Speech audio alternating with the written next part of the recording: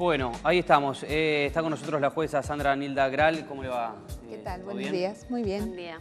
Bueno, una situación compleja, sobre todo con tantas idas y vueltas en lo que tiene que ver con la libertad condicional que se le dio, el arresto domiciliario y después. Y ahora lo que está pretendiendo Barreda, que finalmente no va a ser así, digamos. Sí, bueno, las cuestiones, si bien están vinculadas, la cuestión civil y la cuestión penal, tienen en algún aspecto, son situaciones distintas vinculadas al mismo hecho. Para poder dar inicio a esta acción judicial, que como bien decía el informe, lo hizo un sobrino de la señora, de la suegra de Barreda, teníamos que tener la sentencia penal firme, que esto ocurrió recién en el año 2008, por eso la acción, el pedido de indignidad se inicia con posterioridad a todo esto, porque a veces uno dice, ¿qué pasa con la justicia que tarda tanto tiempo? A veces tiene que ver con esta situación. Ahora, cuando hablamos de indignidad, ¿qué significa? Bueno, la verdad que yo tuve que utilizar el término, a mí no me gusta el término indignidad porque me parece que actualmente no tiene el sentido que tuvo cuando se originó, que fue hace muchísimos años atrás en el derecho romano, cuando recién empezaba, digamos, toda el sistema de derecho civil, que el fuerte más importante que tenemos es el derecho romano, porque en la actualidad nosotros por indignidad, es decir, sacándolo del plano estrictamente jurídico, sino filosófico, implica la negación de la persona humana. La dignidad viene de la mano de la idea de persona. Sí. Entonces, todo lo que tiene que ver con derechos humanos y demás están muy íntimamente vinculados a la dignidad de las personas. Entonces, hablar de indignidad sería hasta negarle la condición de persona a cualquier ser humano, ¿no? Pero en el código, estos códigos que son unos códigos napoleónicos que vienen ya de herencia del derecho romano, siguen utilizando la figura de la indignidad como una acción, digamos, porque incluso antes existía la muerte civil, existían algún tipo de figuras que ahora no existen más. Pero para nosotros, es decir, yo tuve que utilizar la terminología del código, pero en definitiva lo que estamos haciendo y que es lo que significa esta figura es la exclusión de la herencia. Y dentro de nuestro sistema jurídico hay muchos motivos por los cuales una persona puede quedar excluida de la herencia. Este es el caso quizás más grave, ¿no? Sí. Haber cometido un delito, y sobre todo el delito de homicidio, pueden haber sido otros delitos, pero el de homicidio es una causal, digamos, objetiva, que uno no tiene que indagar. Yo solamente con la sentencia penal que lo condena tuve los elementos suficientes para decir que había incurrido en esta causal de exclusión de la herencia. Porque no sería ridículo pensar que una persona que mata a toda su familia de golpe herede todos esos bienes.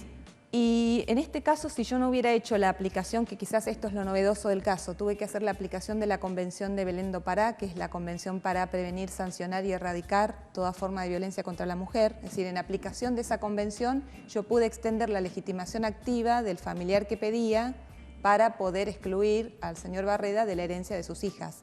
Porque de otra manera, si no hay un pariente que estuviera en condiciones por el grado de parentesco de solicitar la exclusión, quizás hubiera podido heredar. Ahora, esta sentencia, digo, es apelable, puede sí. Barreda seguramente va, no sabemos lo que va a hacer, digamos, pero tiene la posibilidad. Sí, tiene la posibilidad. Todavía está en plazo, estamos en etapa de notificación de la sentencia.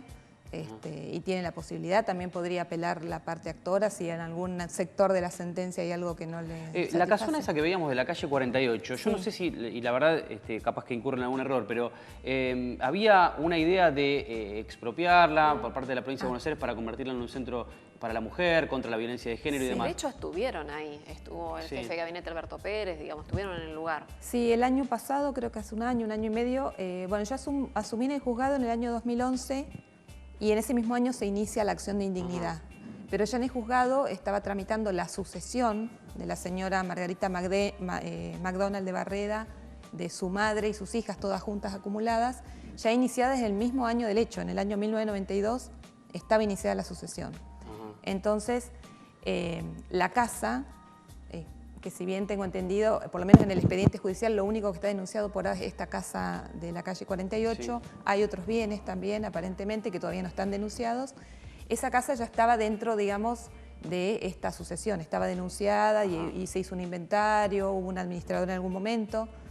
Y en el año 2013, por eso no sé si fue el año pasado o hace un año y medio, yo recibo la solicitud del ministro de abrir la vivienda porque estaban en trámite de expropiación. Entonces, como las llaves de la casa están todavía en resguardo en el juzgado. Se hizo la apertura de la casa para hacer la tasación y el juicio expropiatorio está tramitando actualmente en el Juzgado Contencioso Administrativo número 3 de La Plata. Pero en definitiva, entonces, ¿en qué quedó eso de...? Yo no me acuerdo, vos mencionabas cuando fueron desde el gobierno de la provincia, decir que era el símbolo, digamos, de contra la violencia de género, el repudio y demás. ¿Y en qué queda eso? La verdad que cuando ellos me pidieron la apertura de la casa era para hacer una tasa, es decir, en realidad para evaluar si la iban a expropiar o no. Sí. Después salió la ley de expropiación y se expropió. Sí. Si la casa está expropiada ya está. No estaría, entre comillas, porque la expropiación es un juicio también como un poco complejo, porque todavía está en la titularidad de los propietarios originales, que según yo tengo el certificado de dominio en el juicio es de Barreda y de la esposa, es un bien ganancial. Esa casa está tal cual el último día que fue habitada, digamos, está el auto en las mismas condiciones. No, en las mismas condiciones no.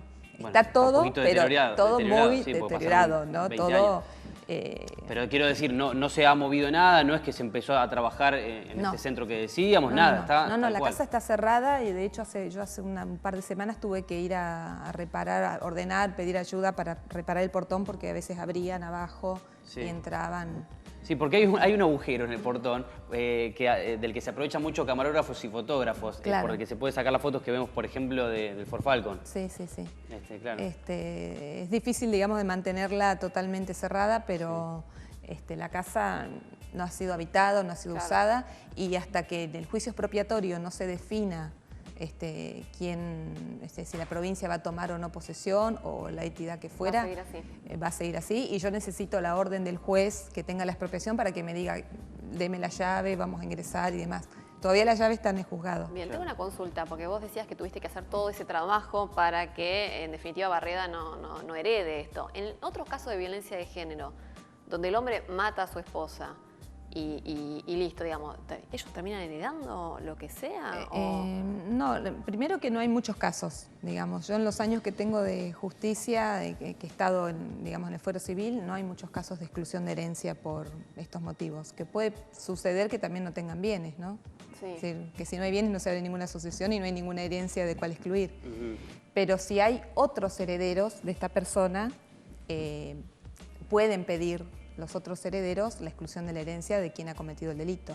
Este caso era particular porque con relación a las hijas, como ellas no tenían, o sea, sus ascendientes son la madre que estaba fallecida y el padre que cometió el hecho y no tenían hijos ni cónyuge, no tenían herederos forzosos. Es un caso muy particular donde no tenían herederos. Está bien. Claro. Y nos decía que no entra en este pedido por parte del familiar de Barreda otros bienes, como por ejemplo había 2 autos, una motocicleta. No, en la sucesión entran todos los bienes. Lo que pasa es que hasta ahora solo está denunciada la casa. Claro. O sea, en cualquier sucesión los bienes van ingresando en la medida que los herederos van denunciando. Hay este bien, hay este otro, y así de esa manera se dividen. ¿Hay alguna instancia más luego de la apelación que seguramente hagan desde la parte de Barreda, desde la justicia para mantener esta situación? Bueno, es como cualquier instancia, digamos, tienen la Cámara, y si tampoco les gusta la resolución de la Cámara, pueden llegar hasta la Corte Suprema de Justicia para resolver la cuestión. Digamos, este es el primer paso. Claro. Que a mí me parece lo interesante del caso es justamente que se pudo aplicar en el ámbito del derecho civil y en una cuestión tan privada y patrimonial como es el tema de una herencia, la Convención de Belén do Pará, porque básicamente lo que buscamos en este caso, por eso quería aclarar que es distinto de la sentencia penal, no es que se vuelve a juzgar la conducta de Barreda, sino lo que se está haciendo es reparar a las víctimas. O sea, esta sentencia es reparatoria.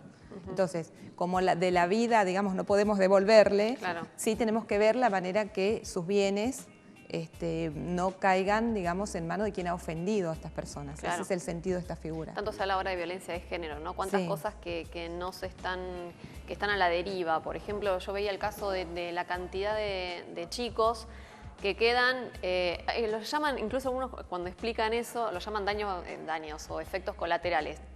Qué sé yo, que creo que es un efecto muy fuerte, que los chicos quedan sin madre porque el padre es el que se encarga de matarla, y muchas veces terminan viviendo ellos y criándose con esos padres o con la familia del padre que asesinó a la madre. Y no sé si interviene demasiado la justicia en ese tema.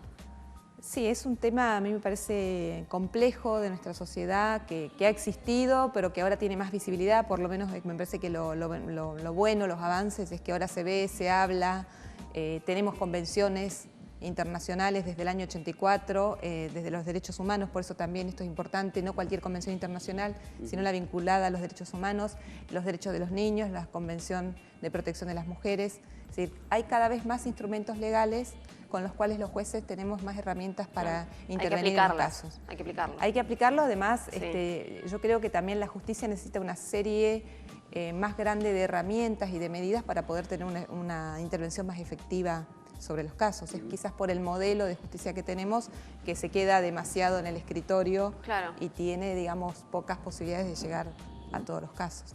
Claro. Bueno, gracias. Bueno, por haberse muchas acercado, gracias a ustedes. Muchas Muy bien.